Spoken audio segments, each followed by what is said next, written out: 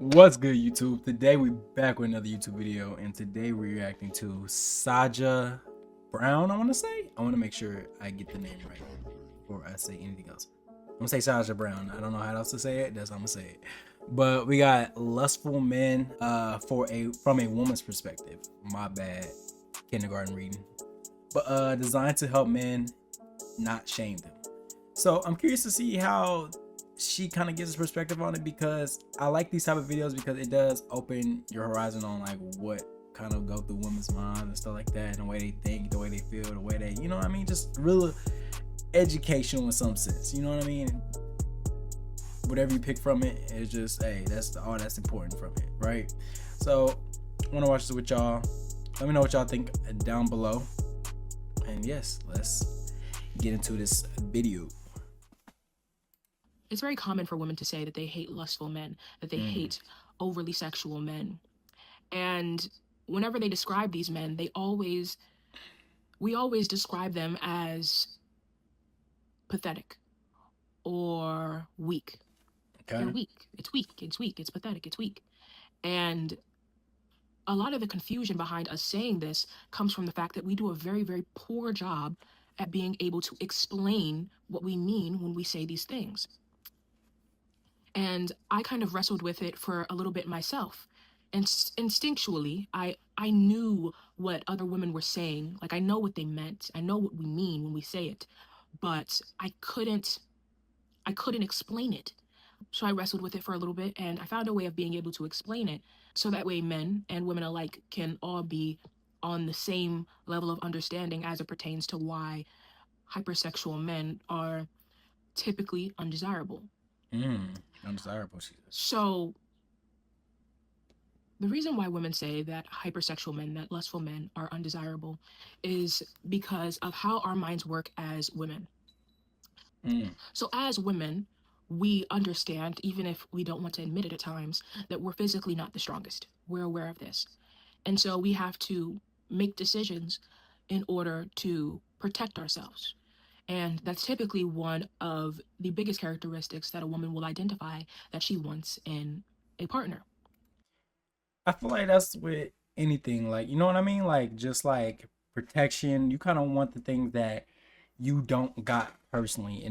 And what I mean by that is like the senses of like you kind of lack in some areas, so you want your partner to pick up where you like at recently. Like, you know what I mean? Because I feel like that's just the way it balances things out. It's just like where I fall short at, you are the most you're better at. You know what I mean? So it's just we even each other out and we make each other better in a sense as a partnership, because we're both got things that each other needs. You know what I mean? So that's why I feel like if y'all both don't have, how do I say, if y'all both don't have like the same thing, like y'all both lacking in the same areas, it is going to be harder for y'all to, you know what I mean, in some areas, because nobody really truly grows, if that makes any sense. But yeah, I think it's just really like y'all both fill each other's cups, and then once y'all both filling each other's cups, it's just like y'all both just able to flow together, you know what I mean, instead of y'all should be working on stuff separately, but y'all just boost each other whenever y'all get together, so it makes it more amazing personally. Yeah. I want a provider. I want a protector. And essentially, what she's saying is she wants a man who is a leader. Yeah. And what's the one quality that no one, male or female, wants in a leader? Over emotional. No one wants an over emotional leader. No one. Now, typically, men deem over emotional to be any emotion that's viewed as feminine. So, sadness, anxiety, things like that are typically deemed to be feminine presenting emotions. So whenever a woman is displaying those emotions, a man will call it her being over emotional. She's crying, she's sad because she saw a sad movie, or she saw a sad some sort of sad story. Oh, she's being over emotional. She's feeling a little over emotional. But the truth is, over emotional is any emotion that is in excess, including the ones that are deemed to be masculine. So you can be overly angry, you can be overly prideful, and you can also be overly lustful as well. So, in being an overly And I think them like I think she just said it so perfectly when it comes to like masculine traits and over being overly something, overly prideful, lustful, and what else was the other one? Prideful, lustful, and angry, I would say, right? So it's just like them things I really like. It does like having them sort of things as a man, you know what I mean? It can be a little like, ooh, like not it's not good personally. It's just really not good. You know what I mean? And I think the senses of having the emotions of being anxious, nervous, whatever, and feeling as woman traits, it's not we human, bro. And we have like our own we should be able to express our emotions more in the senses of not holding so much in that we dang near crash out or flip our lids or get more angry because we don't know how to express our emotions well enough. Does that make any sense? Like we don't if we don't express our emotions in some areas or some forms, I ain't gonna say 24/7 crying. Oh my gosh, oh my gosh, like I'm just struggling and it's just everything's just like bro, no. Like I mean just like hey, like a simple hey, this is how I'm feeling right now. Let me let this be known and made clear so I don't be holding this stuff in and so I don't damage myself in the process of holding all this stuff in and then blowing more into steam. Does that make any sense? But yeah, that just I think that's where I feel like man they do gotta learn that balance of showing emotions and balancing your emotions, you know. But that's a topic for another time, you know. lustful man, you are an over emotional man. And an overly lustful man is any man who does not have structured parameters behind his lust, protecting his Mm, lust. And what I mean by structured parameters is things like marriage, right? There's a marital document and there is that commitment and a bunch of commitments that follows this marriage that helps him stay directed in his lust, helps him, for lack of a better word, target his lust mm-hmm. towards his wife specifically. So that way it's confined. So that's one of the forms of structure that is given to a man's lust that helps it stay within its parameters. And without these parameters, the lust runs wild and it becomes inefficient and even at times burdensome. And we as Mm. women acknowledge that because we do have a lot of responsibilities that we're supposed to have within the house and even outside of the house if she's a working woman. So we, in general, tend to have a lot of responsibilities that we have to attend to.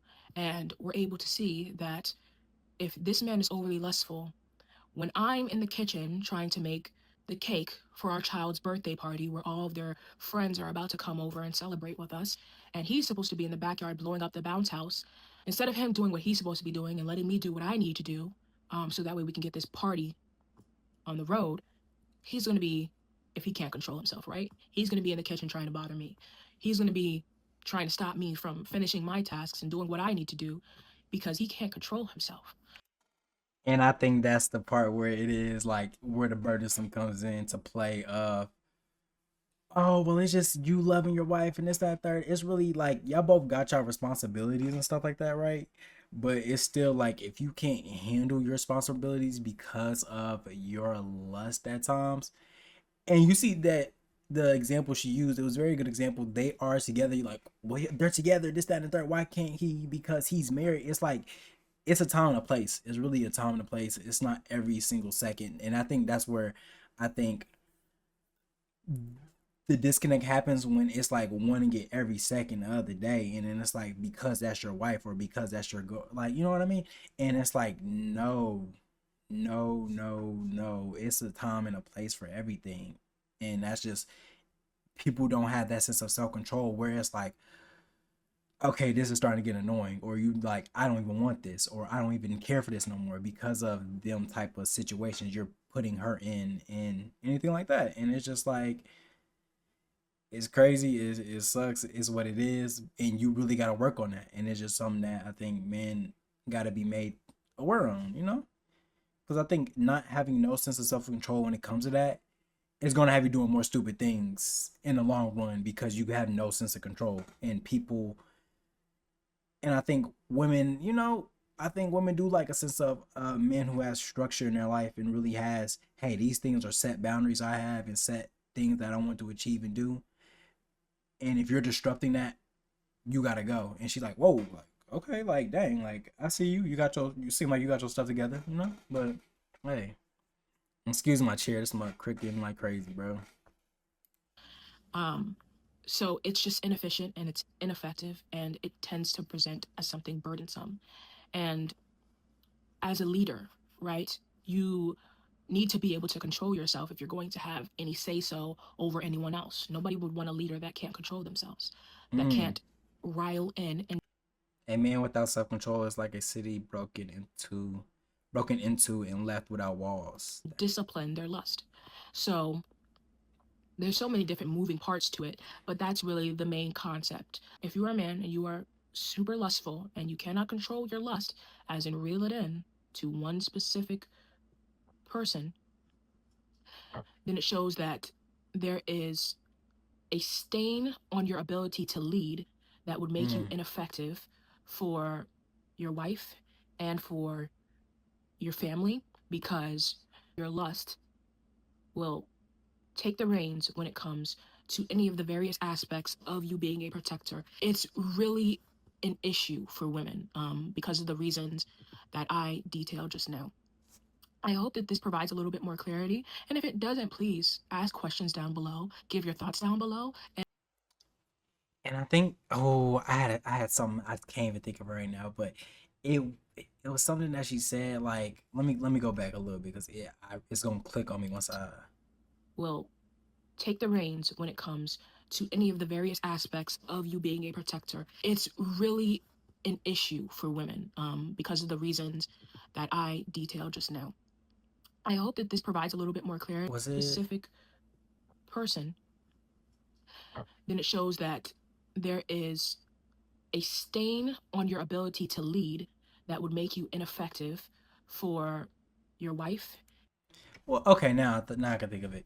Okay, yeah, I would say just like when it comes to things like that per se, it will leave a stain on how you conduct yourself with your wife and just anything like that because it's like you having not that sense of self control is really gonna lead into like how do I say like restrictions. If she starts putting a restriction on things because of you not being able to handle yourself, you might go outside the marriage, and that's just really like because you don't know how to control yourself. And it's like, well, she ain't giving me none. This, that, and the third. I married her. This supposed to be my wife. This is the person I'm supposed to be having intercourse with, and this, that, and it's like, bro, you done messed up. Like, you gotta fix where she don't feel comfortable at. Really, genuinely, you gotta ask her like, hey, what's going on? Like this, that, and the third, and you gotta really have some self reflections. And it's like, and she will let you know. And that's just really like, if she loves you, she will let you know. And it's just generally your course of action correction on that. And it's just like really bettering yourself on them things. But this video was amazing. It really just offered it like a new perspective and stuff like that. And I appreciate her for making this video. Shout out Sasha Brown. Shoot, I'm gonna have the video link down below if y'all want to watch it yourselves. But I hope y'all enjoyed this reaction. Make sure y'all stay tuned for more reaction videos coming soon. Soon. Probably not as educational. We're gonna have these educational moments, but I ain't gonna try to make everything educational. But yeah, hope y'all enjoyed this. And I will see y'all guys later. Deuces, we out.